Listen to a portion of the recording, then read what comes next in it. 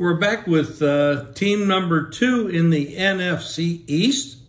That would be the New York Giants. No, I'm not predicting that the Giants end up number 2. That's not what I said.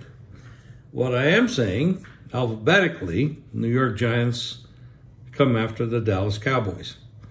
Brian Daboll, he moved over as offensive coordinator of the Buffalo Bills to become head coach at the New York Giants, and boy, did that pay off. Now, I think he had some help from Kafka. They did a great job. They ended up 10-8-1 for the season, covered 14 out of 19 games. Now, that's a big improvement because in 19, they won 4 games. In 20, they won 6 games. In 21, they won 4 games.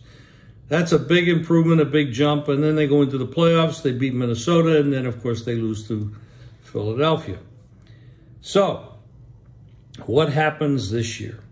Well, first of all, they're going to run into some tougher competition. The quarterback quality that they faced last year versus what they have to face this year is a lot tougher. So there's an upgrade in schedule that they're could be playing, and that's going to be tough. The Giants have a record of being a great road underdog. The problem is when you win games, you start to become a favorite. Now, I don't know that they're going to be a favorite that often. I don't think they will, but they'll be favored over Washington, or at home maybe against Seattle, on the road maybe against Arizona, things like that. But they're mostly playing a tougher schedule, so they're going to be an underdog quite a bit. So if you like them as an underdog, you're going to get that opportunity. And they do start the season off as a home underdog to Dallas. Now, this league, in my opinion, is all about Dallas and Philadelphia as far as who can win this division. The Giants are going to make some noise. Daboll's a good coach. Kafka's done a good job. Their defense is okay. They have offensive tools that are okay.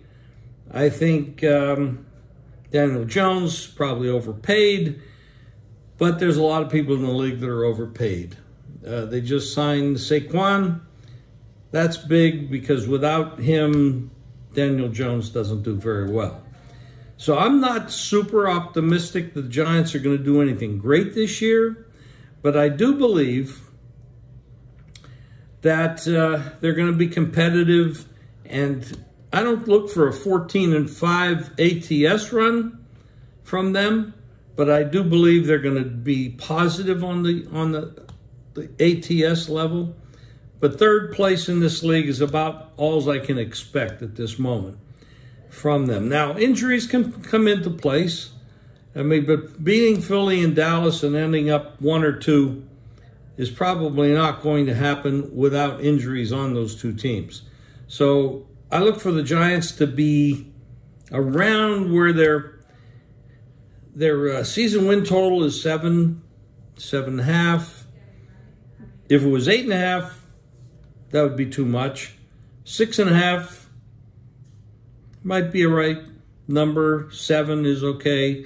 I'm not making a bet on this team at all as far as futures, but I will be looking at them in spots where I feel they're getting disrespected, because I think the quality of Daboll and the quality of Kafka, especially working together as they have, is going to pull some upsets, and they're going to do some damage to the point spread. So I see them as a positive point spread wise, but not at the 14-5 level that they did a year ago.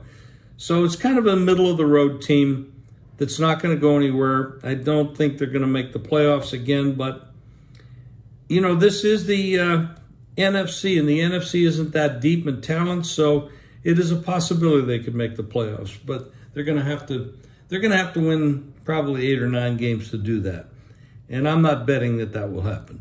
But anyway, that's it. It's a kind of a middle-of-the-road team. Nothing really jumping off the page at me.